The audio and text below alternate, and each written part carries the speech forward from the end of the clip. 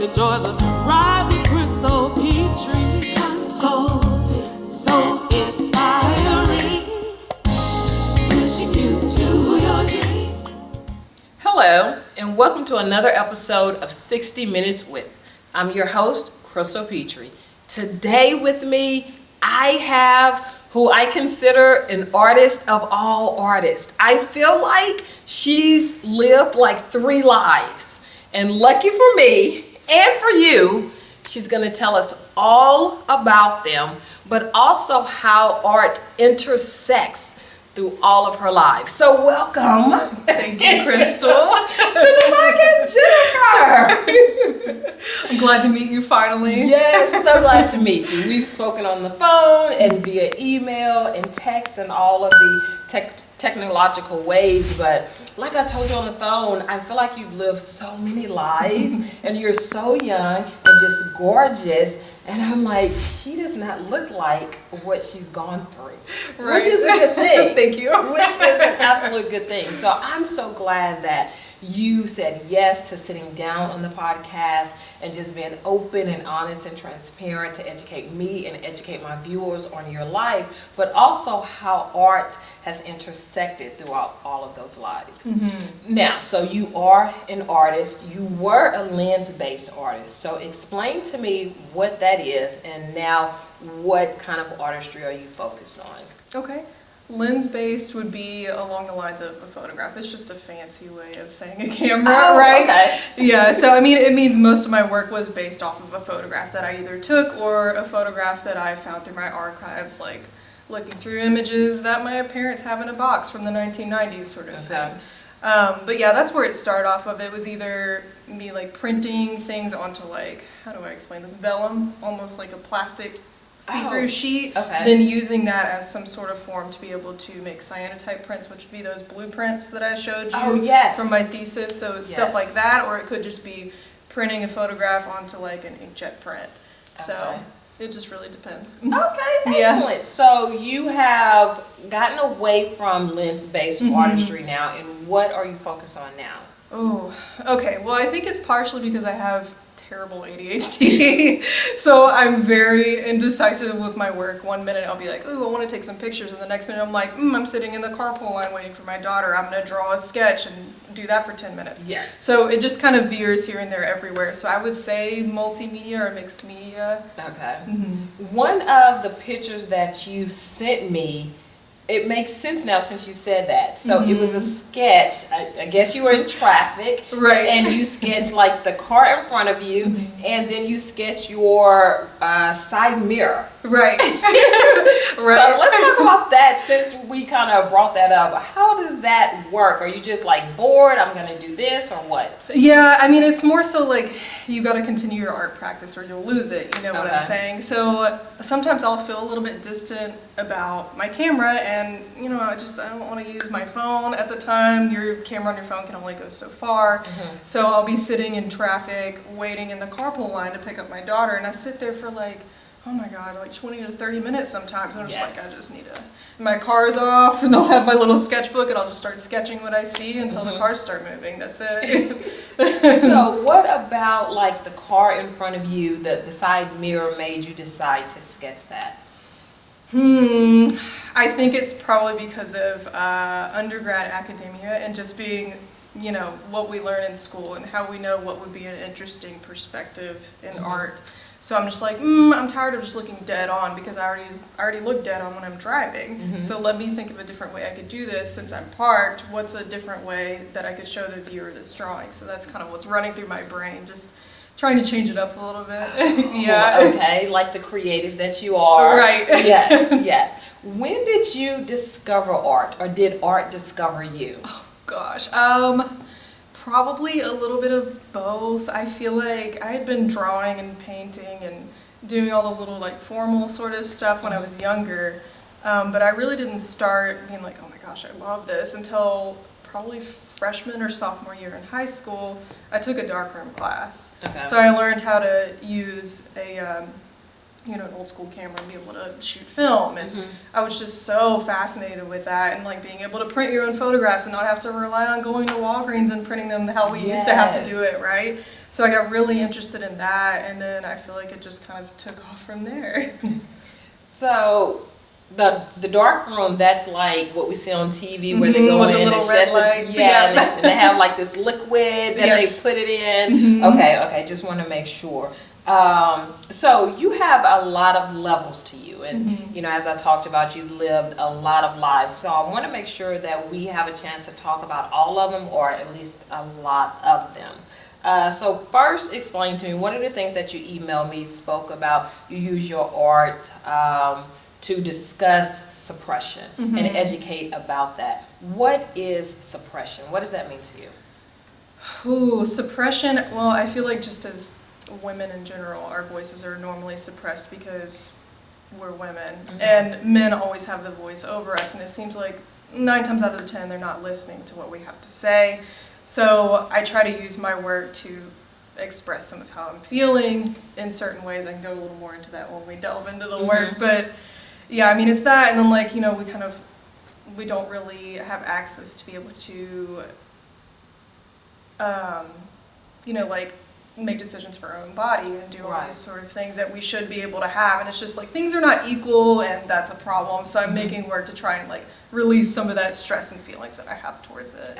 Oh, okay. Yeah. So is your art, and it could be, maybe it's a combination, is your art like your voice? Because as you stated before, a lot of times women's voices go unheard. So is your art like giving voice to the voiceless?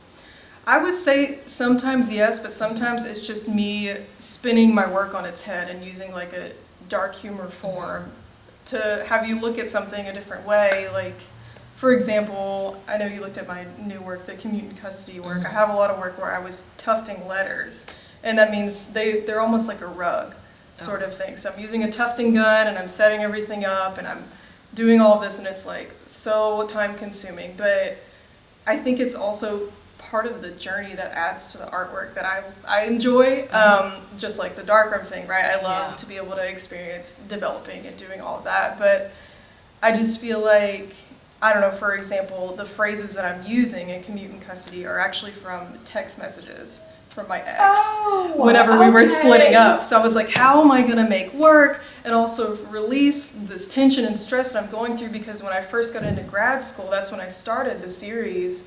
And I decided, I'm going to get this guy served and sue him, because I wanted to move, and I'm stuck in like a touching county sort of thing. So I drive an hour and a half from Beaumont to Houston every single day to go to school. Which is a lot. It's a lot. So I'm just like, I'm going to fight this fight. So it's like I have all this like suppressed feelings, and he's one of those people that's very aggressive and forward. And sometimes it's just better to kind of shut your mouth. So that's my way of kind of like getting my voice out there. Now, one of the pictures that you sent me, and I think it's what you're talking about, it had the word selfish at the top and fake at the bottom. So explain to me what that was about. Okay, those are also tufted phrases, but they did come out of text messages from him where he was calling me names and stuff like that. I have a long list. So I'm just kind of like nitpicking through all these things. But the plan for those letters is I want to decorate an entire room like it's a party, but it's kind of like a party gone wrong sort of thing. So when you walk through it, you're going to see all these phrases, and I mean, it'll have bright, colorful things everywhere, but at the same time, it's going to make you feel a certain type of way because it says these like really negative connotations, right? Yes. Yeah. Do you feel like, I feel like a lot of people are always trying to figure out, what to do with this stress, what to do with this energy, this angry energy, this sad energy, that art is a way to get that energy out and to speak, even though maybe, I'm not speaking to my ex or whoever, but it allows me to speak. Yes, definitely. I mean, it's just like when people go to therapy, they tell you, journal how you feel. It's the same thing, right? So instead, you're actually making some sort of art piece. It's just like journaling. They go hand in hand, right? I never thought about that, but you're absolutely correct. Okay, so another one that we hear, and I saw like within the information that you sent me, was the word identity. What is identity for you? Ooh, yeah, I know. I really need to get rid of that word because most artists use the word identity and it's so overused, like you said.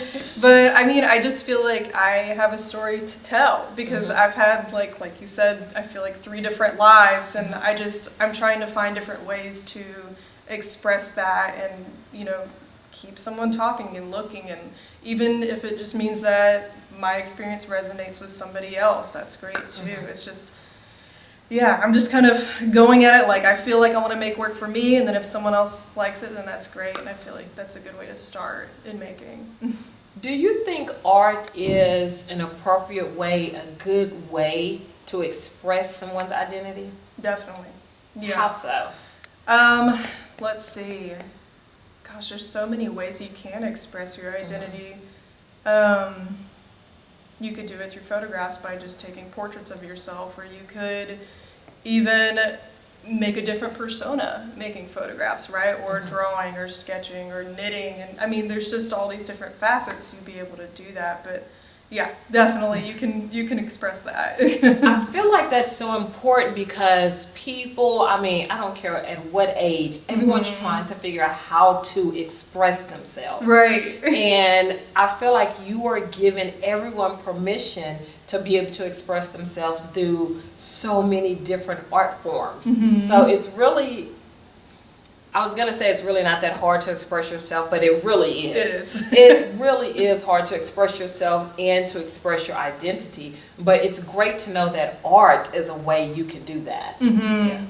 Yeah, and I mean, sometimes just putting your heart into the work is, I mean, a lot of people have problems speaking how they feel, and sometimes it'll just come out through their hands instead of their voice, right? Does someone have to be, and I know you got your undergrad degree and you're actually in grad school right now, so congratulations on that.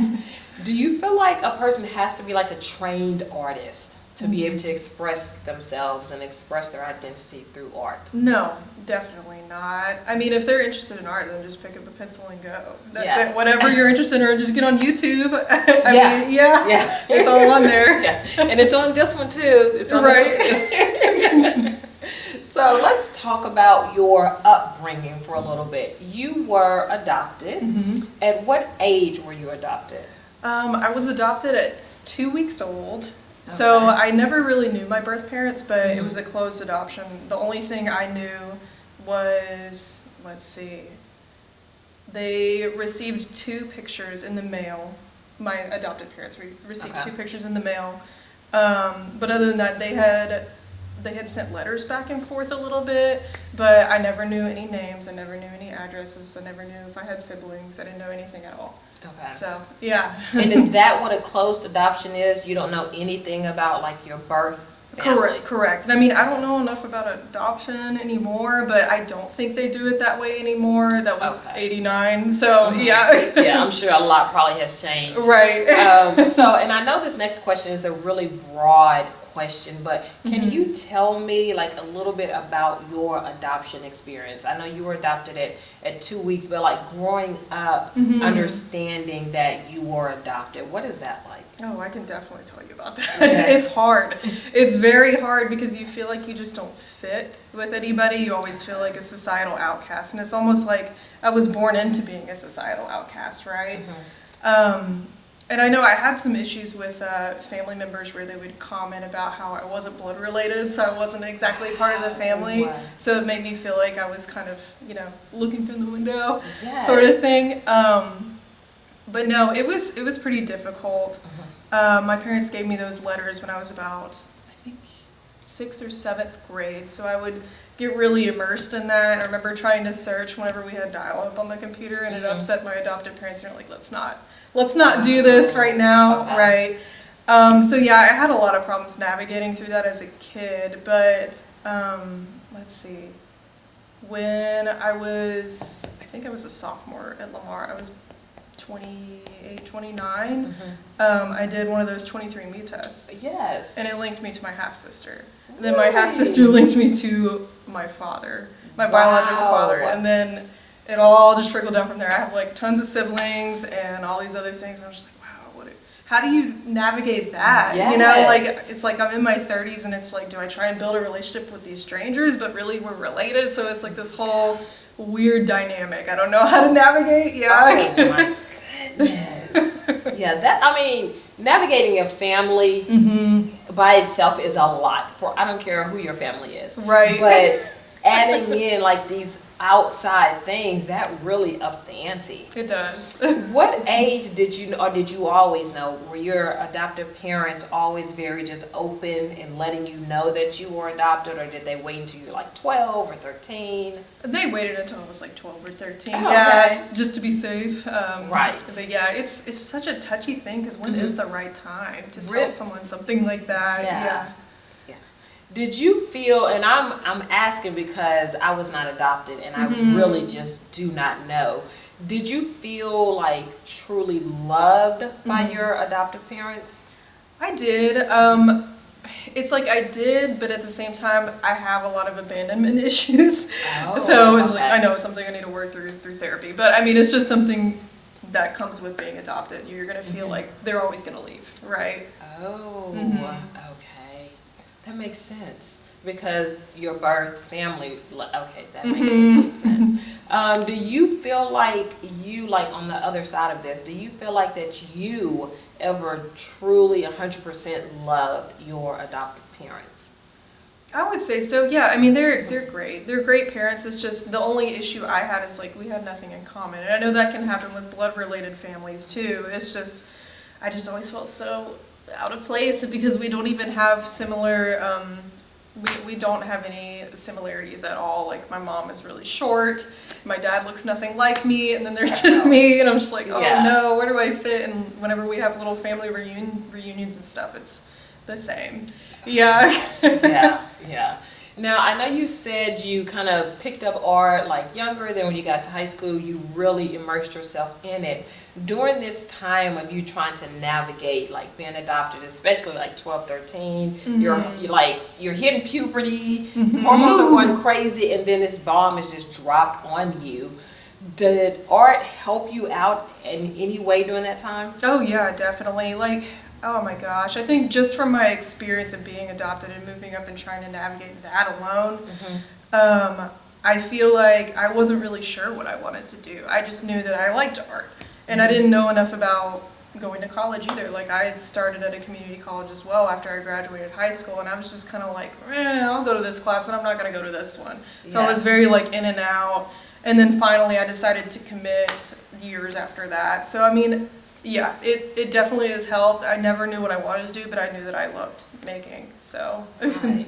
Let's talk about, I know we've talked about some already, but let's talk about specifically some of your art pieces. Okay. The first one I want to talk about is the words, and you can see it here. It says, Jesus Christ, Jennifer, and it's on like a dirty hood of a car. I feel like that whoever wrote that is just like screaming, Jesus Christ, Jesus Christ, Jennifer. That's like what I got from that piece. But explain to me like the intention behind that and what made you create that art piece. Well, I'm glad you got that from it because that's pretty close.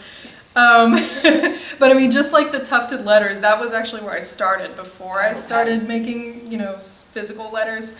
But that is also pulled from a text message where I was getting screamed at. Oh, okay. Yeah, so it kind of just goes hand in hand because I'm having to commute and then I'm having to navigate these feelings of, oh my gosh, why do I have to do this? I'm in grad school, I should just be able to move, but I'm locked in because of this little piece of paper, right? Yeah. So I mean, it was just one of those things where I'm trying to figure it out. And okay, so the picture, it's written out on the hood of a dirty car. Why did you choose that method to express that?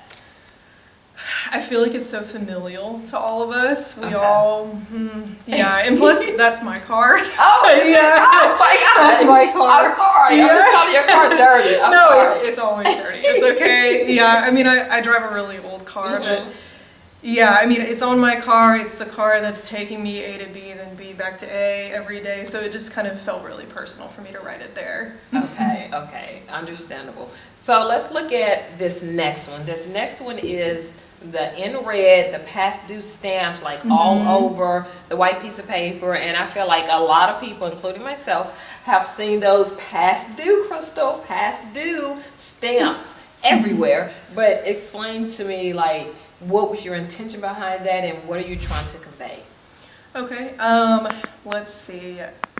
When I had my daughter, I was 23, 24, I can't remember, I'm old. But anyway, after I had her, me and her father split up when she was 3. And we decided to do a 50-50 sort of custody relationship sort of thing. And it was absolutely terrible. We were not able to communicate very well. There was always some sort of argument, and I'm not like the argumentative type, so I would just kind of take it, and then make art about it, right? Okay. That's the type of person I am, so don't talk about me. It'll come out of my art. Yes. But anyway, so it's one of those things. It just had to come out somewhere, and that's how it came out. Okay. Yeah. And what does the past due mean? Was it like past due, this relationship needs to be over, or what? The past due would be referring to how terrible the situation was, and I was, oh my gosh, when we first split up, I was living in a 1-bedroom apartment with my daughter. My daughter was like sleeping in bed with me, and I was on food stamps, and I was just bottom of the barrel trying to like kind of scrape by until I got everything together. And I was just kind of like in and out in the art program at Lamar because I'm trying to stay mentally stable at the same time. But I feel like the past due was made because I was like, I knew this 50-50 thing wasn't going to work, and I just couldn't afford to get a good lawyer until I got into grad school. So it was one of those, like, this is me aggressively telling myself, like, get this over with, we need to make this happen. Yes, yes. You know what? I feel like we're here because I'm like completely understanding. Well, I wouldn't say completely, maybe 90% understanding your art pieces and your artwork. That, I feel like that speaks volumes of you as an artist. That, you know, a novice as myself would be able to pick up like what your intentions are for your piece. Okay, so this last piece is you in cartoon form, and the writing, as you can see, says Jennifer goes to court. So talk to me about that. Ooh, okay. So this one, funny enough, I'll tell you the long version, I guess. Okay. I was out thrifting and I found this little booklet, right? It had some similar format to it, but it was like a little boy, and he'd seen a robbery where someone had stole someone's bike, and he got, you know, sent to go to court and testify against the person who had done the job. And I was like, wow, I should take this, it's 50 cents. So I bought it and I scanned it in, and I was just like, let me just tear this up and see if I can make it into something about me, right? Because technically, yeah, I was gonna have to go to court, and I changed my name, I changed the character, and I changed some of the background sort of stuff and made it into something for me because, gosh, I had that court date scheduled for, I'll never forget, July 24th. This past July 24th, and it was a couple of weeks beforehand. He was like, is there any way we can come to some sort of agreement? I'm like, you're gonna wait until like the last week or two and ask me that? I've already thrown all this money at my lawyer, you know? So I mean, it was just kind of like a dark humor. Haha, this is gonna happen. Let me try and make this situation as okay as possible. And it was kind of going with my whole like party theme thing. Yeah. Okay. You know what? I'm the more you're talking, the more I'm seeing it, how you are you really use art to express yourself. You really use art to be your vocal mouthpiece. Right. You really do. And how does that, and I'm talking mental health here, how does that like emotionally make you feel? Does it like relieve the tension, relieve the stress? What does that do for you? Usually it's relieving, but in grad school sometimes it can be just mentally exhausting to kind of surround yourself with that kind of information, so you need like a little side project that's a little less heavy to do, or like drawing pictures in the carpool line, which I don't really have to, you know, correlate that with the negative side. Right, yeah. right, okay. So I remember when I was in school that the art kids were like the weird kids. Is that still the case? I mean, I don't consider you weird at all. I mean, I don't know how you were in high school, but you're like amazing now, and I love it. But do you still think that like the art kids are the weird kids? in school, and is that really a bad thing? I would say, yeah, they're still the weird kids. But I think since they get that label, they push even harder into it. Yeah. Oh, okay. It's like, oh, you're going to call me weird? I'll show you weird. Yes, yes.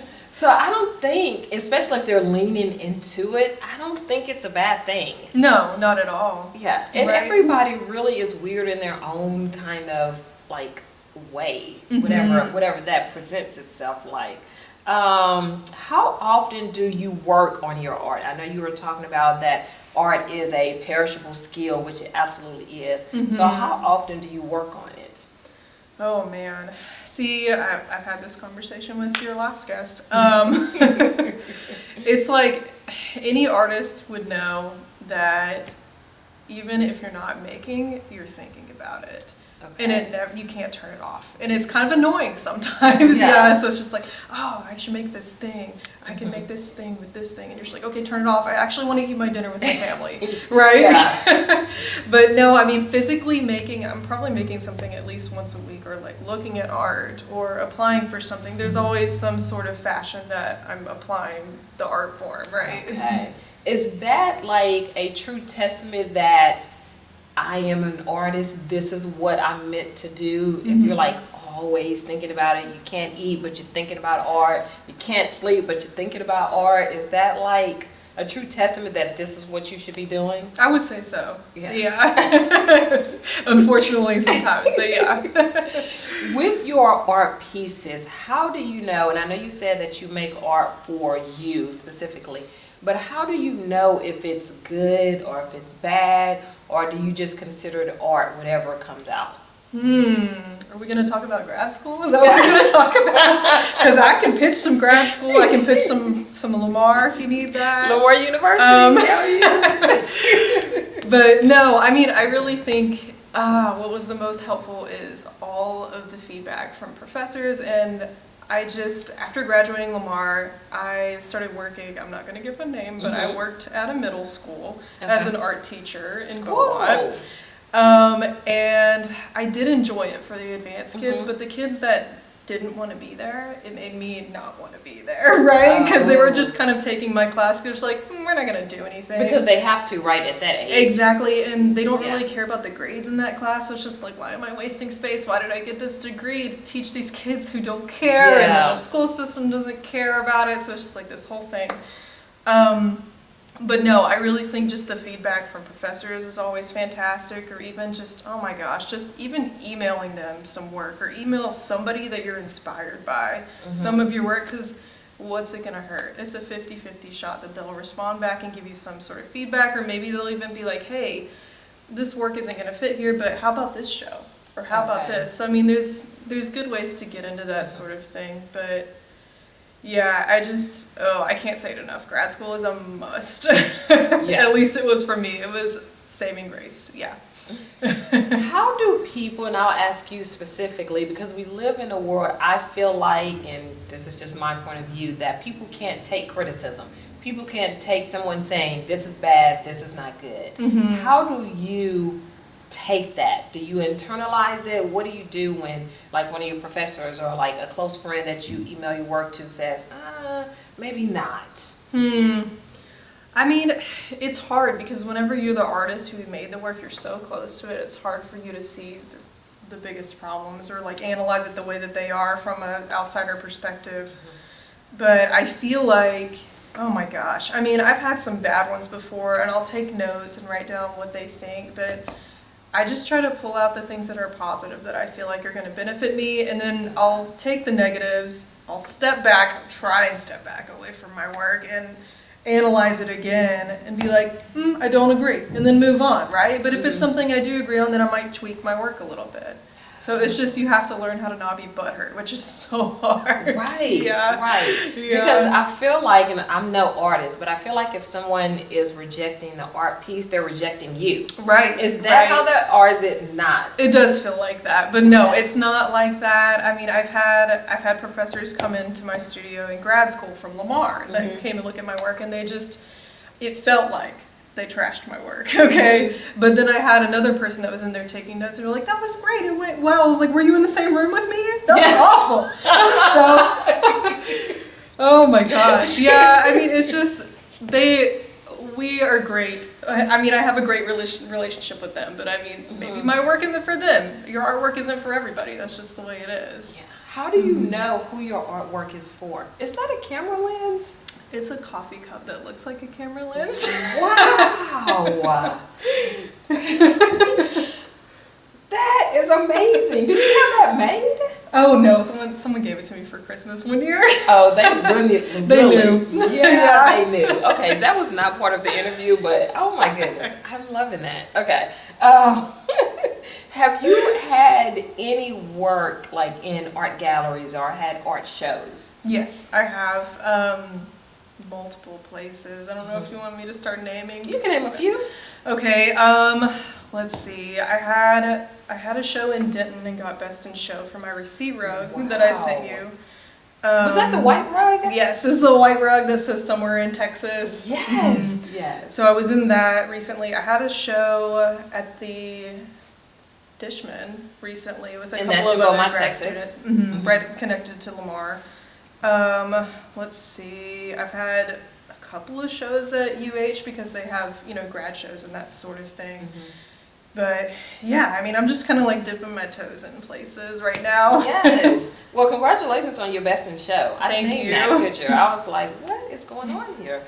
How do you get, and I don't know if you can give me like steps to this, how do you get your artwork in galleries and in art shows? Oh, I can give you steps. Okay. Going to art openings is a must, and I'm sure everyone's like, oh, here we go. But seriously, you have to go to art openings and you have to talk to people. For example, oh my gosh, I started talking to this girl that I met at the Houston Center of Photography when I was visiting, your last guest, right, at an opening.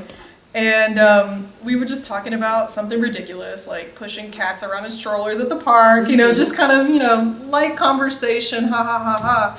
And we added each other on Instagram and come to find out she's an archivist at a gallery in Houston, which is also a nonprofit.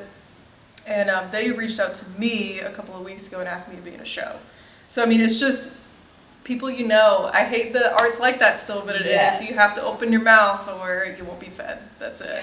Yeah. So it's really just networking. It's a lot of networking.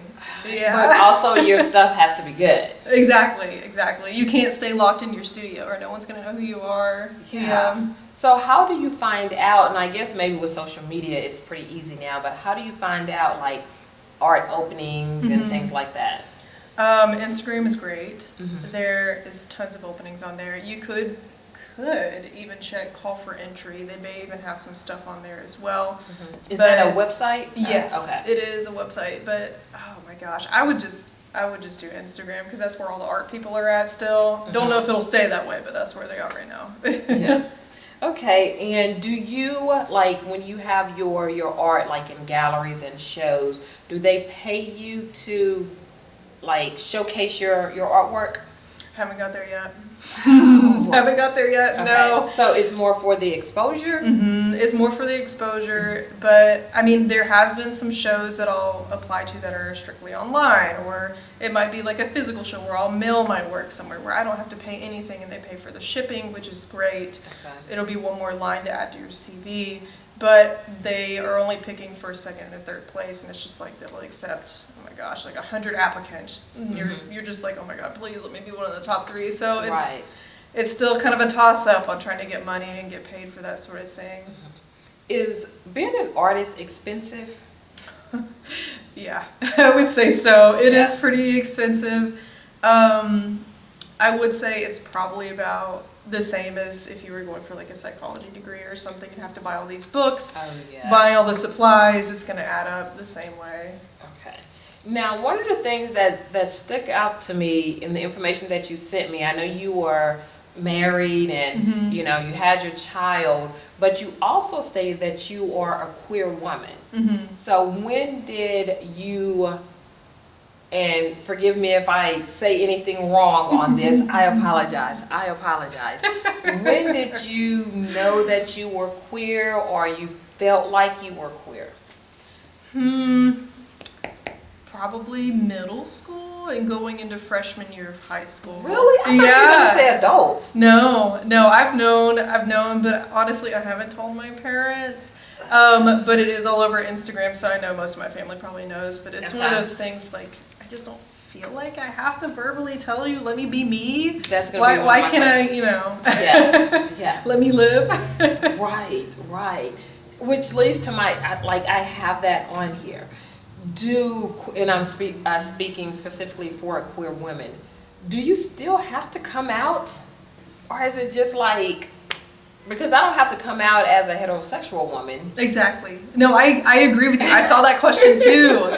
Oh my gosh. And it's just like, I don't feel like it's a need unless your family are like mega Christians or your friends are like mega Christians and they're like, oh no, gay marriage. Oh no, we don't, agree with that sort of thing. But otherwise, it's just like, I mean, if you're dating someone of the same sex, okay, oh well, maybe they'll just find out from you bringing your boyfriend or girlfriend home with you. Yes, you know? yes. So yeah, I agree with you. I don't feel like it's a need, but I feel like if you have a really good relationship with your parents, then I could see why you would want to tell them, your kind of status, right? Yes. So you said you figured it out in like middle school. Mm-hmm. So what is your life like all of those years? Because I'm assuming you're dating boys. Mm-hmm. You marry a boy. Mm-hmm. You have a child.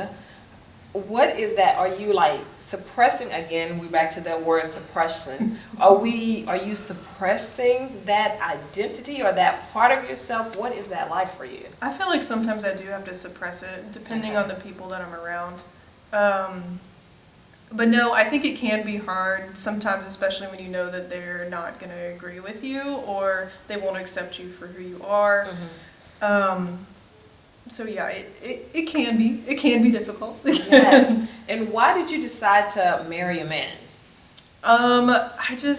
I don't really base it off of who I like off of gender. I just base it off of the person. Oh, Right. Okay. That's an excellent answer. It's like, I like the wine, but not the label, Yes, I completely understand that. Is being a queer woman a difficult experience? I know being a woman, period, is a difficult experience. Mm-hmm. But you add that level to it. Does that make it tougher to be a woman and be queer? I think so. I think there's a lot of homophobic people that don't want to be near me because they know my status, that sort of thing. Or like if you bring it up in a friend group and they might bring some of their little friends that feel a certain type of way. And then, once they find out anything, then it's just south from there. But I don't feel like I need to walk into any conversation with someone and be like, hi, hello, I'm queer. That's just really weird, right? Like you're leading with that. Exactly. Right. How has art helped you live your life open and authentically? You are adopted, you are married and then divorced, you're a mother, and by no means am I trying to diminish you at all. I'm just kind of listing some of the things that we've spoken about in the interview. You're also a queer woman. How has art helped you live your life authentically and open? Well, let's see. Like I said earlier, I feel like if I can't put how I'm feeling into words, I'll make it. Right? And so it's one of those things that I've always made my work from personal experience. Mm-hmm. So I've made work about my 50-50 custody way back when I was in undergrad, and I was like, oh wow, I think I'm going to do photography right now. Mm-hmm. So I was doing that, and then my Sarah thesis was about being adopted and reconnecting with my half-sister and figuring out who my birth mother was, and then sending me like archived photographs and me reprinting them and Mm-hmm. recreating them in my way. So I feel like it has helped me navigate through life and like all these different obstacles that I've had to experience. Mm-hmm. Would you advise, especially like maybe middle school, even though I know some kids are like, don't care about art, as we've discussed, some kids do, but like middle school, high school, you're trying to figure it out, Mm-hmm. which you don't figure it out in middle school or high school. Trust me. Sometimes college. Yeah, sometimes college, if you're lucky. What would your advice be for like students in middle school, students in high school that are trying to figure it out, trying to express their identity, Mm-hmm. trying to give voice to all of these emotions that art could be like their pathway? Let's see. Well, I mean, I would just advise them to keep making, even if they feel like it's bad, you know? And it's one of those, it's another outlet to be able to get your feelings out, and eventually it will come to you. What is your intention as an artist? And I know that you've done like several different like artistry types, but what is your specific intention in art as a whole? I feel like I have a story to tell. Please Multiple do. stories to tell. Please. Right? And I feel like just all these experiences of being adopted and being queer, and like having a young daughter that I'm trying to raise and experiencing a custody battle and all these different things, I feel like that alone is enough to where it's just, you know, I want to talk about my experiences, and I feel like people need to hear about it, and sometimes it might even resonate with other people, and those are the really special moments that you cherish, right? Yes, yes. How or have you, I was going to assume that you have you found a safe space where all that encompasses Jennifer, all that it makes up Jennifer, have you found a safe space where all of them can coexist? You mean like all of the feelings? Yeah, all the feelings, all the identities. Safe space, my studio. Yeah. My studio would be my safe space. But no, I mean, also I feel like just going to therapy and expressing your feelings, and just there's a lot of baggage that needs to be unpacked to be able to make the work that you want to make too. Okay. Now, I would be totally remiss and a bad interviewer if I did not bring up the fact that you literally co-own an online gallery. Right. Like, this is hugeness to me. And one of my former podcast guests who we've talked about during this interview, Andre Ramos Woodard, who thankfully suggested that I get you on here, and I'm gonna have to feed him for that, because you've been like everything he said, you are, and then some. How does somebody come to co-own an online gallery? But first, what is the name of the online gallery? Okay, online gallery is the space in between. Let's see, it started with, during COVID, Andre and I were feeling very distant, right? He was in New Mexico working on his graduate degree, and I was here finishing up my undergrad degree at Lamar, and I was just like, oh my god, this is awful, because I was having to do thesis online, and like all my classes were online, so I would go visit him in New Mexico, and I think I went like 3 or 4 times. Every time I saw him, we would make work together. So we even have like some photographs of both of us together where we were making art, and we'll just kind of like brainstorm together on that. So it started doing that.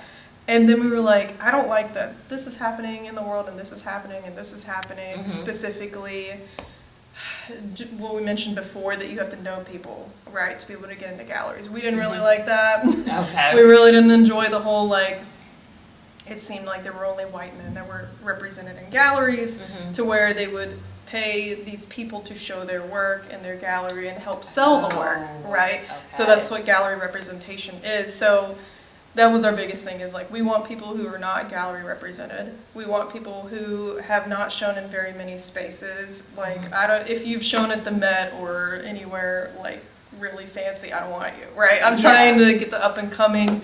If you're part of the LGBTQ plus, great. If you're a person of color, great. We're just trying to look at people that are getting brushed under the rug and like put them up front so that people can see it. Now, the name Space in Between, what does that mean, or what does that represent? Let's see, we came up with that title together because we didn't want to make it specifically just painting, drawing, photography, right? We didn't want to make it just this box. We also take, like, we've taken songwriters, we've taken poems, we've taken videos. Anything that people think is considered an art form of theirs and they're expressing themselves, we're just like, send it in. Okay. So we'll just take anything and everything. So that's why it's called the Space in Between. We're not like this little white box gallery that just wants paintings, right? We want everything you got that's artistic. Now, you and Andre came up with this, were y'all just like brainstorming and working on something else, and then this just happened to come out of that? How did y'all decide to do an online gallery? It was brainstorming at first, but he was, oh gosh, I think he was like in his second to last or his last semester of grad school scraping. And he was just not having a good time. I was not having a good time because I mean, you're missing that companionship of seeing people alone. So it's just like, let's run this thing, right? We'll both have access to it. We'll both make posts. We'll both send Google Drives back and forth of whatever we're thinking of. We'll both come up with shows.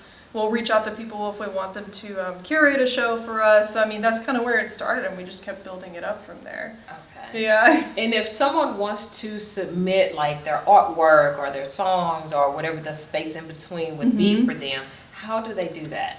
We usually make our posts on Instagram. We're hoping to have a physical space in the future, but that's still kind of up in the air because money. And we're not necessarily a labeled nonprofit yet. We've been running off of GoFundMe, and there's only so much you can do off of your free time when you're not getting paid for it, Yes, right? this is true. So if you follow us on Instagram, we post our call for entries on there, and then you can submit them. Usually we do it through email, and it's always free. Okay. So. And what is your handle for IG? It is at the Space in Between Gallery. Okay, excellent. How often do you do the call for entry? Is it once a month, once a week? We were doing it, let's see, we did it 3 times a year at first, but we've kind of fallen off a little bit because, you know, I'm in grad school and he's working through some stuff and I'm working through moving and it's just, yeah, we've got a little bit of bumps, but I mean, I'm hoping we'll get it back up and running to where it'll be like 3 to 5 a year. Okay, perfect. Do you think, and I know with the online gallery, Space in Between, one of the things that really stuck out to me when you sent me that information was it's a space for underrepresented people. Do you feel like it's your duty or your obligation to help underrepresented people? I don't feel like it's a duty or an obligation, but I just like to do it, right? Yeah. I like to help people, and I've always liked helping people, and you know, most of my family members are in the medical field, and me and Blood are not friends, so it's just like, what's another way that I can do this where I'm not having to do social work or psychology, right? So this is another way of helping people that feel like they're not getting recognized and seen in the art world, because there's so many artists, and you only see like the same 10 people over and over again, I feel like. Okay. How do you... Or maybe what is your selection criteria? So you have like the call for entries, people submit their artwork or their songs, and how do you go about selecting what is shown in your online gallery? We'll usually narrow it down to a certain number, and it also depends like if it's an open call to where we're accepting all different types of media, we're not going to select all video, right? We're going to kind of mix it up and have a little bit of everything. Okay. Now, is there like specific things, and I know we're talking about a bunch of different medium, and I'm more so asking for my viewers that would be interested in submitting their artwork. Is there like specific things that you're looking for, maybe say for like lens-based artistry or a song or I don't know that many different types of art, photography, which is lens-based, as you educated me on earlier. But is there specific things that you're looking for in the different art mediums? It really depends on the call. Okay. And that's the same whenever you apply for other open calls. Okay. Some will be looking for just fiber arts to where you're sewing or you're, you know, tufting or whatever. And some might just be looking for strictly photographs printed in a frame on a wall. So, I mean, they'll tell you what they want. And that's the same for us. If it says open call and we're accepting all and everything, then it's free game. You just submit what you feel like is right. Okay. Do they have to submit like maybe an essay or a paragraph that explains what it is you're looking at or what it is you're reading, or they just submit the art?